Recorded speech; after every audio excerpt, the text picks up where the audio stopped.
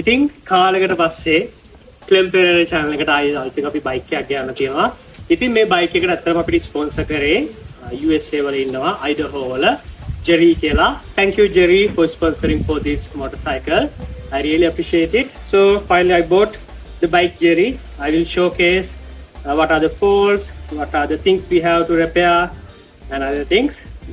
දැන් අපි අපේ ශ්‍රී ලංකන් audience එකට කියමු මෙන්න මෙහෙමයි මම බයික් එකක් මගේ කලින් TW එකේ තිබ්බා මම ඒක සෙල් කරලා මම පොඩ්ඩක් බයික් එකක් හොය හිටියේ මුලින්ම XR එකක් බැලුවා XR එකක් හම්බ වෙලා ඒක එහෙම මගේ ඇරලා ගියා වැඩ කටයුතු එක්ක ඊට පස්සේ මට මේක හම්බුණා මේක Yamaha TTR Raid එකක් versions කීපයක්ම තියෙනවා එකක් තමයි ලංකාවේ ප්‍රසිද්ධම එකක් තමයි Yamaha TTR open enduro එක මීට වඩා පොඩ්ඩක් body tank එක ඉස්සරහා අර කොටු මූණ එන එක. ඉතින් මම මේ බයික් එක ගන්න කලින් මට ආරංචියක් ආව මෙන්න මෙහෙමයි මම ටීච් කරනවා. ඒ ටීච් කරනකොට ළමයිගේ තාත්තා කෙනෙක් මට කිව්වා සර් බයික් එකක් තියෙනවා කියලා. ඒකත් එක්ක TTR එක කියලා කිව්වම බලන්න ගියා. බලන්න කියලා මොකද මට ඇත්තටම TTR ගැන ලොකු දැනුමක් නැහැ. මම බයික් ගැන යම් පොඩි දේවල් දන්නවනට එහෙම ලොකු දැනුමක් නැහැ. ඉතින් ඒකත් එක්ක මට කිහිප සැරයක්ම අමෙන්ද්‍රදී මේල් කියලා අයියා කෙනෙක් ඉන්නවා Facebook එකේ. මගේ ෆ්‍රෙන්ඩ් කෙනෙක්. ඒ අයියට මම නිකමට වගේ මම මැසේජ් එකක් දාලා ඇහුවා අයියේ මට TTR එකක් ගන්න බලන් ඉන්නවා මට පුළුවන් නම් උපදෙස් ටිකක් දෙන්න කියලා. මම මැසේජ් එක දාලා විනාඩි 5ක් ගියනා මම ඒ අය ජීවිතේට දැකලත් නැහැ. අයියා මට කිව්වා මල්ලි මෙන්න මේ ටික බලන්න. එයා ඉස්සෙල්ලාම කිව්වා මල්ලි මට ඕන්ලා කෝල් එකක් දෙන්න කියලා. ඉතින් එයා මට බයික් එකේ තියෙන ඔරිජිනල් පාර්ට්ස් බලන තැන ඉඳලා අන්තිමට අපි ගිහිල්ලා අත්සන් කරන තැන පුයිතාංශය ගන්න එක ඊට අමතරව මේ බයිකර්ස් ලගේ එහෙම නැත්නම් බයික් කල්චර් එකේ තියෙන ගොඩක්ම මාරම ලස්සන දේ තමයි මම බයික් එක ගෙනාවට පස්සේ මට කිව්වා බයික් එක මම කැතලික් නිසා බයික් එක ෆාදර් කෙනෙක් ළඟට ගිහිල්ලා බෙස් කරගන්න තැනට වෙනකන් ඒ අය මට සැරෙන් සැරේ කෝල් කර උපදෙස් දුන්නා අමෙන්ද්‍ර දිමෙලායේ thank you very much. ඉතින් ওই ටික තමයි තියෙන්නේ බයික් එකේ. බයික් එක මම විස්තර කිව්වොත් එහෙනම් බයික් එක මාස 6ක් විතර එකතන තිබු බයික් එකක් මම ඔයගොල්ලන්ට පොඩ්ඩක් ක්ලෝස් අප් views ටිකක් පෙන්නනවා. බයික් එක එකතන තිබ්බේ ස්ටාර්ට් වුණේ නැහැ. බැටරිය බහලා තිබ්බේ. ඉතින් අපි මේකේ පොඩ්ඩක් ක්ලෝස් අප් view එකක් දාලා මොනවද මේකේ තියෙන ප්‍රශ්න කියලා කතා කරමු. හරි මම හිතනවා ඔයගොල්ලෝ හැමෝටම හොඳට බයික් එක පේනවා ඇති කියලා. අපි බලමු මොනවාද මේ බයික් එකේ තියෙන අඩුපාඩු කියලා. මම කියවන්නේ මේක බයික් එක මාස 6ක් විතර එකතන තිබ්බ බයික් එකක්. නවත්තලා කලින් ඕන පොඩ්ඩක් වැඩ කටයුතු නිසා එකතන තිබ්බ බයික් එකක් මේක. එතකොට මේකේ ෆ්‍රන්ට් ෆෙන්ඩ් එක ගත්තට පස්සේ ඒකේ ගොඩක්ම දූවිලි තමයි බැඳලා තියෙන්නේ. අපි මේක හොදන්න ඕනේ. ඒකේ පොඩ්ඩක් අර ඇද වෙලා ඩැමේජ් කරලා නැහැ. මේ ඉස්සරහන පොඩ්ඩක් පේන්ට් එක ගිහිල්ලා තියෙනවා. එතකොට මේක ඉස්සරහා හෙඩ්ලයිට් ගාඩ් එක ඒක නම් මුකුත් වෙලා නැහැ. ඩැමේජ් වෙලා නැහැ. පාසල කියලා ලොකුවට පේන්නෙත් නැහැ. ඊළඟට මේව නම් අයින් වෙන්න ඕනි. වෙන එකක් දාන්න ඕනි. මම කැමති නැහැ ගොඩක් ලයිට්ස් තියෙනවට. මේකේ හෙඩ්ලයිට් එකක් ගත්තොත් එහෙම හෙඩ්ලයිට් එක කොයිට ඔරිජිනල් ජපන් හෙඩ්ලයිට් එක තියෙන්නේ. සිග්නල් ලයිට්ස් ගත්තත් සිග්නල් ලයිට්ස් ජපන් සිග්නල් ලයිට්ස් තියෙන්නේ. ඊළඟට මම බයික් එක බලද්දි පිටින් පේන දේවල් ටික තමයි මෙන්න මේකේ මේ ඉස්සරහා ෆෝක් බූට් එක ඒක රිප්ලේස් කරන්න ඕනි. ටැංක් එක පැත්තට ගියාට පස්සේ මම ටැංක් එක අරලා බැලුවා. ටැංක් එකෙත් ලොකුවට මලකඩ කාලන නැහැ. එන්න මේ වගේ ටැංක් එක මම බලන්න යද්දි ගන්න බලද්දි නම් ලොකුවට ඇතුලේ මලකඩ තිබ්බ නැහැ.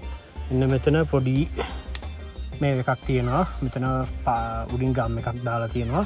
මේ පැත්තට ගියාට පස්සේ මම හිතන්නේ මෙන්න මෙතන ඔයගලන්ට පේනවා ඇති මෙතන ගම් දාලා තියෙනවා. ඊට පස්සේ හෙඩ් පැකින් එක මම හිතන්නේ දාන්න වෙයි. පොඩි ලීක් එකක් තියෙනවා. ඊට පස්සේ මේවා වැටිලා නැමිලා කැඩලා මුකුත් නැහැ. ඒ කියන්නේ එකපාර වැටලා තියෙනවා නම් ඔයගොල්ලෝ දන්නේ නැති මේ සමහරලාට නැමෙන්න බලනවා. මේකේ අපි ගත්තොත් එහෙම මෙතන තියෙන සයිඩ් ස්ටෑන්ඩ් එක ඒක පොඩ්ඩක් පේන්ට් කරලා ඒ දේවල් ටික කරන්න තියෙනවා. ඊට පස්සේ මෙතන සීට් එක මම හිතනවා මේක ඔරිජිනල් TTR සීට් එක කියලා. මේ පැත්තේ කවුලින් එක ඇත්තටම 100%ක් වගේ හොඳටම හොඳයි. ඩැමේජ් වෙලා නැහැ මොකුත් වෙලා නැහැ. මේක අර එක තැන තිබුණ නිසා මේ දූවිලි තමයි තියෙන්නේ. උගලන්ට පේනවා ඇති මේ ටික හොදලා ගත්තට පස්සේ යයි කියලා මම හිතනවා. මේක මම දැක්කන් ඉතින් තමයි පෙට්කොක් එක පොඩ්ඩක් රිප්ලේස් කරගන්න ඕනි. පොඩ්ඩක් විතර ඔයිල් එතනින් ගෑස් ලීක් වෙනවා. මෙතනදී මෙතන අපි ඇක්සලේටර් කේබල් එක ගත්තට පස්සේ ඇක්සලේටර් ගත්තට පස්සේ මේකේ රිටර්න් කේබල් එකක් එන කාබ් එකක් තියෙන්නේ. කාබ් එකේ රිටර්න් කේබල් එක කේබල් එකයි තියෙන ඔයගලන්ට පේනවා ඇති. ඒ කේබල් එක දා ගන්න ඕනේ. ඊළඟට සීට් එකේ මෙන්න මෙතන පොඩ්ඩක් ප්‍රශ්නයක් තියෙනවා. ඒක නම් ලොකු විශයක් නෑ. ඊට පස්සේ මේකේ ග්‍රැබ් ස්ට්‍රැප් එක තියෙනවා. පිලියන්ට යද්දි අල්ල ගන්න තියෙන එක. මේක තෝගන්න පේනවා ඇති. දූවිලි තට්ටු තියෙනවා. මේකත් පොඩ්ඩක් හොදලා ගත්තම ලස්සනට එයි කියලා හිතෙනවා. ඊළඟට කැරි එක ඔරිජිනල් කැරි එක තියෙන්නේ. යම් පොඩි රස්ටිංස් තියෙනවා. ඊට පස්සේ පිටිපස්සේ සිග්නල් ලයිට්ස් උත් එහෙමයි ඔරිජිනල් දෙක තියෙන්නේ. හම්ප් එක ගත්තත් හම්ප් එකත් මේක මේ තියෙන මම හිතන්නේ මේ මකුළුවන්ගේ බෙටි තියෙන්නේ. මේකේ පිටිපස්සේ ලයිට් එක මේකට ගියාට පස්සේ මෙතනත් ලයිට් එකක් තියෙනවා පල්ලෙහින්. මෙතන නම්බර් ප්ලේට් එක එක්සෝස්ට් එක මේක ආපු Yamaha 4GY එක්සෝස්ට් එක තමයි තියෙන්නේ. මොකද මේකේ chassis code නම් engine code හැම එකක්ම 4GY වලින් තමයි යන්නේ. මෙන්න මේ පැත්තේ මෙන්න මේකේ නම් නට් එකක් දාපු වෙනයක් තමයි තියෙන්නේ. මේක මේ ස්ක්‍රූ එකක් දාලා තියෙන්නේ. ඒක අපිට පොඩ්ඩක් හදා ගන්න වෙනවා. ඉතින් ඊට පස්සේ තමයි මෙන්න මේ පැත්තේ තමයි පොඩ්ඩක් විතර ප්‍රශ්න තියෙන්නේ. උගලන්ට පේනවා ඇති මේකෙත් දූවිලි තමයි ගොඩක් තියෙන්නේ. ඊට පස්සේ මෙන්න මෙතනින් කවුලින් එක කැඩලා කියලා උගලන්ට පේනවා ඇති.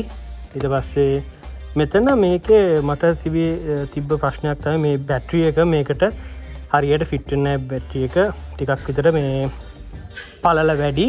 මම අර අමෙන්ට අයියට කිව්වට පස්සේ අමෙන්ට අයිය මට බැටරි කෝඩ් එකක් කිව්වා. මෙන්න මේ කෝඩ් එකෙන් බලන්න මල්ලි ඒක තමයි මේකට ෆිට වෙන එක කියලා. කොහොමද ඒක ගන්න ෆිට වෙනවද? මෙතන මේ කවුලින් එක එළියට පැනලා තියෙන්නේ. අන්නේ හින්දා තමයි මේ නැත්තම් මේ බැටරි එක නිසා තමයි නැත්තම් ගානට ඇතුළට බහින්න ඕනේ.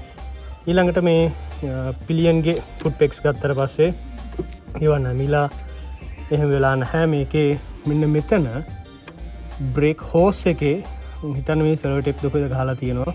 මේ ප්‍රශ්නේ තියෙනවා. ඊට පස්සේ මෙතන මේ බ්‍රේක් ඩිස්ක් එකත් පොඩ්ඩක් ගෙවිලා තියෙන්නේ. ස්ප්‍රොකට් පැත්ත ගත්තට පස්සේ පිටිපස්සේ තව ටිකක් පදින්න පුළුවන්. ගොඩාක්ම උල් වෙලා නැහැ. ඇත්තටම තව පදින්න පුළුවන්. ඊට පස්සේ බ්‍රේක්ස් ගත්තමත් බ්‍රේක්ස් හොඳට වැඩ කරනවා. මෙතන ඒක පිටිපස්සේ සස්පෙන්ෂන් එකේ චේම්බර් එක තියෙනවා. ඊට පස්සේ මේ පැත්තේ පොඩ්ඩක් ගම් ගාලා නාස්ති කරලා තියෙනවා කියලා ඔයගලන්ට පේනවා ඇති. මෙන්න මෙතන තමයි මට තියෙන ලොකුම ඉෂුව එක තියෙන්නේ. මෙතන ඔයගලන්ට පේනවා ඇති මෙන්න මෙතන මේ මෙහෙම ගිහිල්ලා මෙන්න මෙතනින් ඔයිල් ලයින් එකක් යනවා. ඔයිල් ලයින් එක ඩැමේජ් වෙලා තියෙනවා. ඊට පස්සේ මෙතන මේ නට් එක මේකත් ගලවන්න බැරුව මේක කාලා තියෙනවා කියලා පේනවා. ඊට පස්සේ මේක එන ඔරිජිනල් එන්ජින් ගාඩ් එක තියෙනවා. ඔය දේවල් ටික තමයි තියෙන්නේ. මේක chassis එකේ නම් ක්‍රැක්ස් මොකුත් නැහැ. ඇතුළේ ඒවා ටික මම බැලුවා. ඒවල නම් ප්‍රශ්නයක් නැහැ පේන්න. බයික් එක මං ගද්දි يعني මුලින්ම බලන්න ගිහපු දවසේ නම් සෙල්ෆ් එක හරියට වැඩ කරේ නැහැ. ඔයගොල්ලෝ දන්නවා ඇති මෙතන තමයි TTR එක යතුරු දාන්න එන්නේ. ඊට පස්සේ මේ පැත්ත ගත්තම මේකේ මේ වයරින් ගත්තට පස්සේ පිළිවෙල චුට්ටක් අඩුයි. ඒක ඉතින් හදා ගන්න ඕනි දේවල්. ඊට පස්සේ මෙතන බූට් එක මං කලින් කිව්වා වගේ දාන්න ඕනි. අපි රිම් එක පැත්තට ගියාට පස්සේ මෙන්න මෙතන ඔයාලට පේනවා ඇති මෙන්න මෙතන පොඩි ක්‍රැක් එකක් තියෙනවා. අපි ඒක ෆික්ස් කරගන්න ඕනි. ඊට පස්සේ මේකෙත් මම ඔයගලන්ට මේ බිෆෝර් ඇන්ඩ් ආෆ්ටර් එකක් පෙන්නන්නම්. මේ රිම් එකෙත් TTR කලර් එකට රිම් එක පර්පල් කලර් එක එකත් මේක බයික් එකේ හේදුවට පස්සේ හොඳ ලුක් එකක් එයි කියලා මට හිතෙනවා. මම හේදුවේ නැත්තේ ඔයගලන්ට පෙන්නන්න. මෙන්න මේ වගේ තමයි අපි සාමාන්‍යයෙන් ප්‍රශ්න තියෙන බයික් එකක් ගත්තොත් එහෙම ඇත්තටම මේකෙදි මේ අටවන්නවත් වෙලාවක් තිබ්බේ නැහැ. ඒ නිසා මම ඒක අටවන්න කලින් මම කොහොනේ කමක් නැහැ. මට ඔය තියෙන විදිහට දෙන්න තවත් බොරු කරන්න ඕනේ නැහැ. තියෙන විදිහට දෙන්න මට ඒක ප්‍රශ්නයක් නැහැ කියලා තමයි මම කිව්වේ. ඉතින් ටයර් එක ගත්තම ටයර් එකේ තව චුට්ටක් දාන්න පුළුවන්. කට්ට පොඩ්ඩක් තියෙනවා. කෙන්ඩ ටයර් එකක් දාලා තියෙන්නේ. ඔය ටික තමයි මේ පැත්තෙන් තියෙන්නේ. ඔරිජිනල් මීටර් එක නැහැ. මීටර් එක වෙනුවට ආෆ්ටර් මාකට් මීටර් එකක් තමයි දාලා තියෙන්නේ. ඒකෙත් මෙන්න මේ වගේ මීටර් එකක් 2572යි කියලා පෙන්නන්නේ. අනිවාර්යයෙන්ම මේක ඉතින් රිප්ලේස් කරන්න ඕගොල්ලෝ දන්නවනේ. සාමාන්‍යයෙන් අනිවාර්යයෙන්ම මේක 50,000 කිලෝමීටර්ස් වලින් එහා තමයි බයික් එක. අපි කොහොම කිව්වත් අනිවාර්යෙන් ගොඩක් පැදපු එකක්. මේක විශේෂත්වය තමයි මේක ඔයගලන්ට පේනවා ඇති මෙන්න මෙතන ෆ්‍රන්ට් ෆෝක් එකත් ඇඩ්ජස්ට් කරන්න මේ ස්ක්‍රූ එකක් තියෙනවා. පිටිපස්ස වගේම ඉස්සරහත් ඇඩ්ජස්ට් කරන්න පුළුවන්. ඊළඟට මේකෙත් මේ ස්ප්‍රින් එක වැඩ කරනවා හැම ලොකු ඉෂුව එකක්. ගියර්ස් ටික ගාන්ට ගන්නවා. කවුරුද දන්නවද කියන්නේ මොකද්ද මේ ඩිජිටල් පිකප් කියන්නේ කියලා? මම ඇත්තටම දන්නේ නැහැ. TTR දන්න කෙනෙක් ඉන්නවනේ කියන්න. මේකේ චෝක් එක හිටින්නේ නැහැ. මේකේ අයිඩල් එක ඒ ටික හදාගන්න පුළුවන්. ඒව වැඩ කරනවා. ටැංක් එකෙත් අර හොඳ පොඩක් ෆේඩ් වෙච්ච වයිට් එකක් තමයි තියෙන්නේ. ඒකත් මේ හැමතැනම මකුළු බෙටි තියෙනවා. මම හිතනවා යවන්න පුළුවන් වෙයි කියලා. ඊට පස්සේ මෙතන නියුට්‍රල් ලයිට් එක වැඩ කරනවා. මම හිතන්නේ හෙඩ් ලයිට් එක වැඩ කරේ නැහැ. හෙඩ් එක ඉන්ඩිකේට් කරන්නේ. සිග්නල් ලයිට්ස් ගත්තට පස්සේ රයිට් හෑන්ඩ් සයිඩ් එකේ සිග්නල්ස් වැඩ කරනවා. හැබැයි මෙතන ලයිට් මේක නම් ඉන්ඩිකේට් කරන්නේ නැහැ. ඊට පස්සේ ලෙෆ්ට් හෑන්ඩ් සයිඩ් එක ගත්තට පස්සේ ලෙෆ්ට් හෑන්ඩ් වැඩ කරන්නේ. මෙන්න මෙතන තියෙනවා හසාඩ් එක තියෙනවා. හසාඩ් එකත් හසාඩ් එක දාද්දී ලෙෆ්ට් හෑන්ඩ් සයිඩ් එකේ සිග්නල් එක පෙන්නනවා. හැබැයි ඉස්සරහා නම් පෙන්වන්නේ නැහැ. එතකොට අපි ස්විචස් පැත්තට ගියාට පස්සේ මේක හෙඩ් එක, මේක සිග්නල්, මේක හෝන් එක, මේ පැත්තේ කිල් එක තියෙනවා. කිල් එකත් වැඩ කරනවා.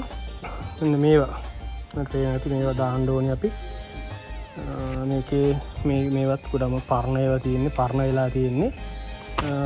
හැන්ඩල් බාර් එකත් මම දැක දෙයක් නැහැ. මෙන්න මෙතන චූටි පේන් පාරක් වැදලා තියෙනවා. ඒ කියන්නේ මේක ගත්තට පස්සේ පේන් කරලා තියෙනවා. මම මේ හැම දෙයක්ම බයික් එක ගන්න කලින් බැලුවා. මට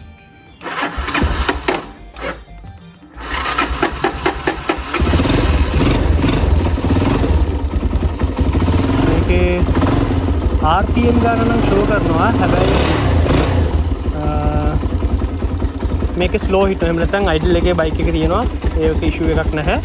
මම ගොඩක්ම අඩු කරලා තියෙන්නේ. මේකේ ඔරිජිනල් එක්සෝස්ට් එක සාමාන්‍යයෙන් හොඳ ශබ්දයක් තියෙනවා. හරි.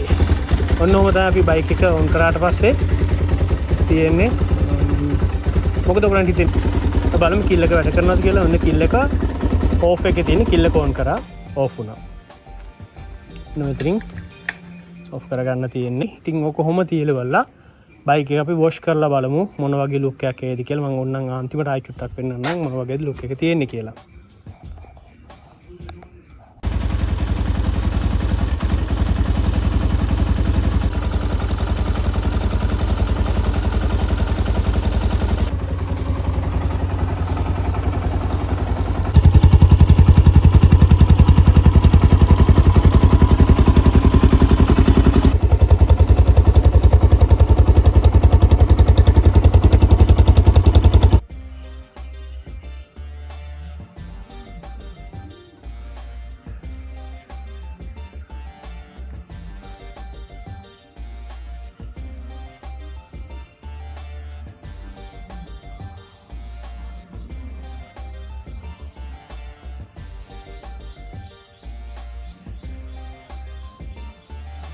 මම බයික් එකේ ගලවන්න පුළුවන් හැම පාටයක්ම ගැලුවා. මෙතන ටැංක් එක ගැලුවා.